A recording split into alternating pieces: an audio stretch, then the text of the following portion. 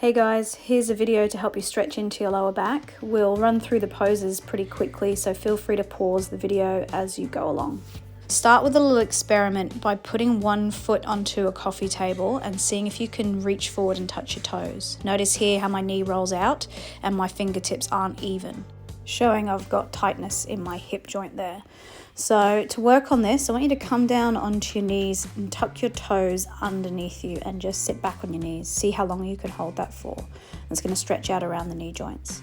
Then you're going to come into some cat-cow poses. As you inhale, let the belly drop, arch the back. As you exhale, round the spine to loosen up the lumbar spine. Next, you're going to come into a bit of a balancing pose. So hook one ankle over the opposite knee, bend that knee and sink your hips back. You can hold on to a table or something strong and firm. If that's too much, you can do it on the ground as well. Shuffle your hips towards your ankles and walk your upper body up towards your shin. And remember to do this on both sides. Spend a few breaths here. Now come onto the floor. Take your right hand to the outside of your left foot. And as you lean forward and towards the outside of the left leg, you're going to start to feel a nice stretch down your QL and your lower back.